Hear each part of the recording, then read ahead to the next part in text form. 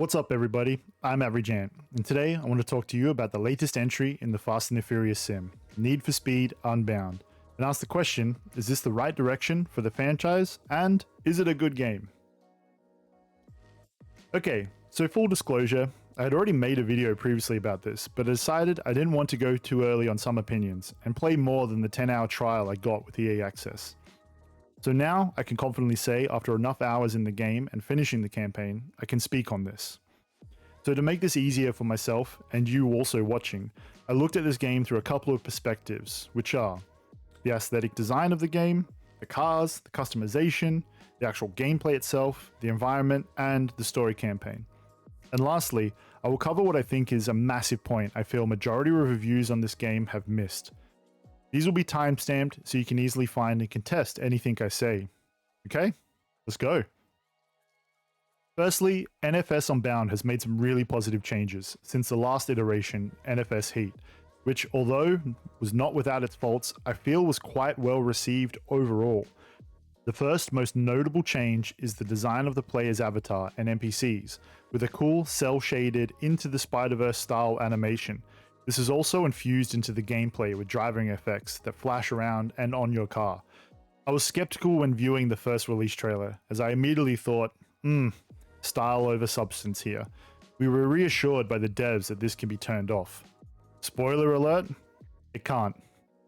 However, it can be toned down to what I feel is an acceptable level for someone who does not want these car graphics obstructing your view whilst racing.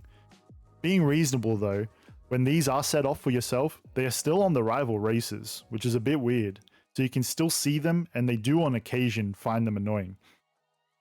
Not all look and show, there is a gameplay design behind these to indicate racing perks, which I'll touch on a bit later, but not having these, I do not affect my race one bit in the slightest, so I guess it's a moot point. So weird floating graphics aside, overall the game looks great, and I don't mean graphically, you expect that from a next-gen only title, which it delivers on. No, I'm talking about the style, the music, menus, all of it contributing to the feel of the game. NFS Heat executed this brilliantly, and in my opinion, Unbound does just as good a job, if not better. An example of this is the race meetups. Driving in for the first time really brought me back to the earlier Fast and the Furious films. And honestly, it's what kind of happens in real life car meetups. This is also where the new animation design of your avatar and the NPCs pays off to see them all standing there in front of their rides. It's a cool look, and partnered with the music, really hits home for the first part. My first big letdown though was the cars. Not to say I was expecting an entirely reworked car list, and yes, they did add some new cars, which you can see. There is also one less manufacturer, in Audi, and the obvious big one that is still missing is Toyota. Although I can appreciate some of the new models like the Eclipse, S14, 400Z and the Benz 190, these don't add anything to the existing car list, and I found myself reverting back to the cars that were in previous games. Car list aside, we're here for the customization, right? And we were promised a whole bunch of new mods and customization ability. So there's that, right? Right? Wrong. So to be open, there are new customization options. Each car comes with 3 to 4 new wide or full body kits. To be fair, these are cool and unique, not to mention also a bit fantastical. If these don't float your boat, then I'm afraid to say that there isn't much more. Each car is left with roughly 4 options per side of the car. This also includes the stock version on the car and the remove option. I'm not asking for a pimp my ride style options here, or even to return to the goat of car customization Underground 1 and 2, which offered 14 different front ends for each car. The game constantly drives this narrative about self-expression and creativity, and this can only really be achieved through the wraps you create, with, to be fair, the many options. With that aside, the game really falls flat when customization of the performance of the car. The new grip racing style has received some TLC and feels different, but performance tuning is identical to previous titles, which is a problem. Unrealistic engine swaps, turbo superchargers being bolted onto any car. We're not asking for Gran Turismo here, but at least a touch more depth and base skill required to have a car drive and compete smoothly. It's like NFS doesn't think its fan base likes cars, so handholds with labels of Pro, Super, and Elite turbochargers or intercoolers, which tells you the best option to buy and use. I feel personally this particular style has run its course and it's in need of a desperate refresh. But how does the game actually play? I'm happy to say it plays and feels great. The most successful aspect of the new title is how the cars feel in race. Gone are the race ending clippings of edges of the environment. Grip car builds actually grip into corners and excel out of them. Each car grade feels different, and there's a car for everybody's taste and handling preferences here. On top of the improvements, we have a new nitro system where you're rewarded for maneuvers in a race with limited nitro dumps. These are highlighted yellow in your nitro bar, and also by those crazy animated graphics as I indicated before. I found this added a whole new layer of race management in when to use these dumps correctly to get the edge and maybe pull off that overtake, and when to risk a potential lead for a big drift or a near miss to fill it to further that lead. It was a brilliant feeling and very Mario Kart-esque addition to the series, if I might add.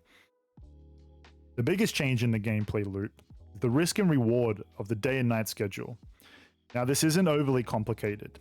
Do races, earn cash, risk said cash by getting busted until you bank it in your safe house or garage. Race at night with the same heat level you earned throughout the day to earn higher cash pools, but be at more of a risk of getting busted. There is a Souls-like element to this for any FromSoft fans. Each night, your heat level is reset. It's pretty straightforward and a simple mechanic, which at times had me questioning, should I do one more race and risk the bust and lose all my evening's winnings? Now, the police are pretty standard, and the higher the car rank you have, the easier to outrun them. But, oh man, are they annoying. 80% of the races will result in a police chase after. And this gets tired real quick. And I mean real quick. Cops instantly appearing around corners felt super cheap, and having to also evade the police on my way to new races was such a pain too. I spent way too much time in the minimap looking for cops and crossing fields to avoid them than I did actually racing or spending time on the tarmac. And that is a pretty big issue. It's a big one by the end of the game because I just couldn't be bothered anymore. I wanted to race more, but I was just tired of consistently dodging and evading coppers. Now this definitely needs refinement. They only needed to look back at the original Need for Speed Most Wanted and add in environmental ways to disarm the police chasing you. Right? The big donut we all remember, the explosions and such. All this opposed to just turning left or right across fields and bush bashing up a mountainside. It just felt wrong in a police chase to have to do this so consistently. Now this is a good point to bring up, the map. I'm afraid to say it's average at best. It's a small cityscape, there's big open fields, there's no real landmarks, so many reused race routes across different ranks of cars. Add in the annoying police presence with the dull map, the life and funnily enough, the need for speed was sucked out of me. No wonder why they added pedestrians in this game. I feel if you were to take them out, the pedestrians that is, this would feel like a sitcom without its laugh track, at best.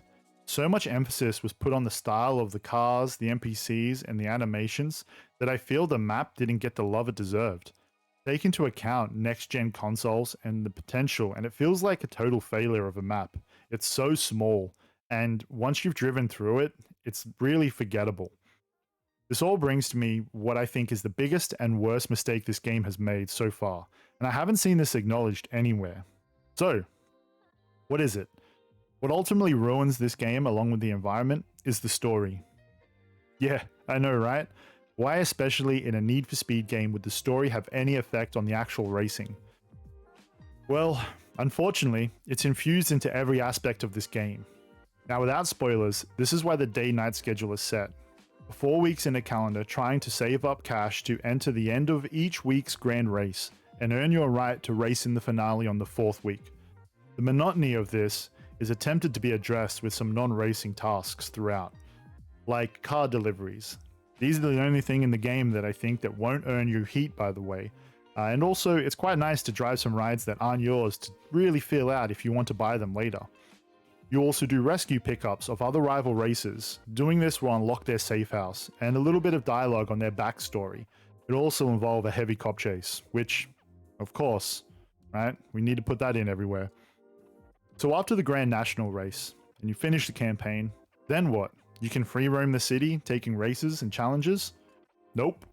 You're still tied into the same annoying day and night schedule, and cops, and banking cash, and the same car deliveries that you've already done. Ugh. This game has no end game. That doesn't bode well for longevity. However, that's not the game's biggest crime here. The biggest crime is this game is infused at every angle of division through wokeness. Yep. Weird to say. An example is the mayor is trying to crack down on illegal street racing, and somehow the protagonists of the story think that the mayor's in the wrong? Like, hello, we're the bad guys here. We're driving through billboards and crashing into things and racing through the city. And the response is the podcaster calling not to vote at all because of this? Okay. They made sure they ticked every box here. Nationality, ethnicity, gender, all various backgrounds and interests. Now this isn't a bad thing, but how it is applied here is, upon meeting each of these rivals in their rescue missions, the dialogue is so quick to point out their interests of, example, anime or their internal struggles, it's absolutely cringe levels. Not once did I recall anyone in this actual game talk about their love of cars and racing, aside from your character, who you play, and the garage owner. Hell, even ASAP Rocky's interaction is laughable and preachy, and feels ripped straight from an interview from outside the game. It's quite embarrassing, to be fair. And if you haven't noticed, the gameplay loop of this is built all around these themes. When racing isn't the forefront of your dialogue or story in a racing game, that tends to be a pretty big problem to me. And I'm sure many will disagree and be distracted by the style of this game and the flashiness of the design. But once I noticed this, I just couldn't unhear it. It screams to me, the devs of this game not knowing their audience. Well, because majority of their audience has social activism as their whole personalities, or so the devs thought. And when pandered to, you get this tone-deaf hot mess of a story arc that affects the gameplay because we're tied to it. So, is NFS Unbound good? Well, in my opinion, no. It had all the makings and potential to be the best in the franchise, but made a wrong turn at the end of all the major aspects of the game that matter. It sucks. It was so close, and yet it's so far. My advice is to get the EA trial and play through 10 hours and see if this is actually tolerable for yourself. If you're here for this long, then thanks for watching, and please let me know in the comments if you agree or disagree of any of what I mentioned. I also stream on Tuesdays and Fridays, so if you want to come and jam games with myself, please do. All the links are in the description, and hope to see you there.